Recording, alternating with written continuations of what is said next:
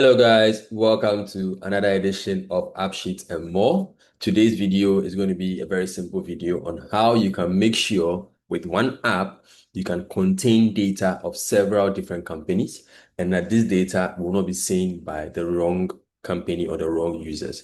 Okay, so in my very early days of using AppSheet, okay, I really didn't appreciate how possible it was to be able to make sure that you have controls in place that makes sure that even though you have one app, several users from different companies can be using the app and they can only be restricted to only seeing their data. So over here, I have data or I have an app that contains sales data for several companies. This is one of the companies. And based on the person who has logged in over here, they can see their company's data, right?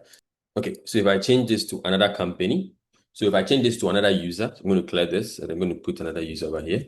So Daniel at shipsmart.com and I click apply, right? Then this is ShipSmart and this is just data for ShipSmart. Okay, this is a completely different set of data. And then they don't see the company or the data for the other user. So how is this done?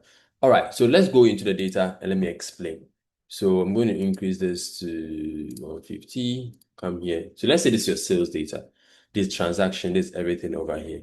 Now the key is to be able to obtain the company domain. You need a field that contains the company domain. Okay, now what's a company domain? So if you take any email address, so I take something like this. Now the company domain is what you have after the @ sign. Is that okay? So after the @ sign, everything after the @ sign is the company domain. It's unique to each company.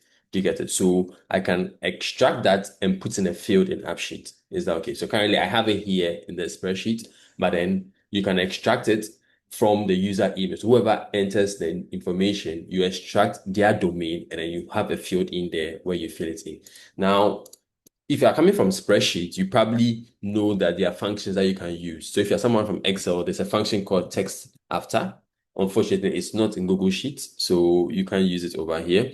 But then if you are Excel person, there's actually a function called text after. All you need to do is select the text and then you provide what you want to extract. So you say after the @ sign like this, and then it actually works. I don't know why Google Sheet doesn't have something like this, and then it just extracts everything after the @ sign. Very simple. But then if you're not, probably have to use the mid function, select the string, right? And starting from, so you want to select everything after the @ sign. So you need to first find the @ sign. So you want to say find, right? At like this, and then you select this string, right? And then you're going to say extract how many characters. Now, you don't know the length. Some domains can be long, some can be short. So I like to play safe. I use like 99 characters, and then everything after this is going to be extracted. So you have something like this at smart.com, right? Now, because I don't want the at, I'm going to increase this +1.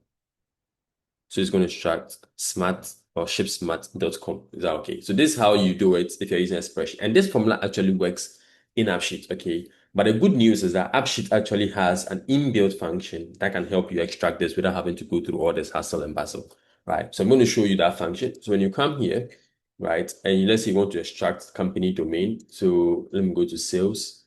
I'm going to click plus over here, and I'm saying domain. Let me just call it domain. Is that okay? Good. Now the function you want to use is you want to use extract domain. Very simple. So extract domain, and you want to say user email like this. You get it? Now when you say extract domain user email, what it's going to do is it's just going to extract everything after the @ sign. Is that okay? Now the thing is that this is going to be a list. Is that okay? It's going to be a list. And sometimes when you're using it for your slicers and all those things, it will not be helpful. So you can either just put any around this because you know user email is just only one value. So like this. So any, these are okay. When you click save here, you just want to change this to text. Like that. And you just want to click done and save.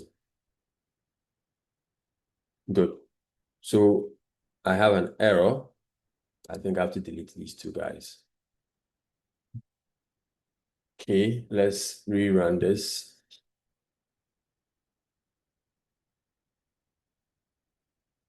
Good. So what we want to do is we want to click on the sales over here. Is that okay? Now domain extracts this. Okay, now because I have this over here, let me just take this guy off and bring in my Yeah, let me apply this again.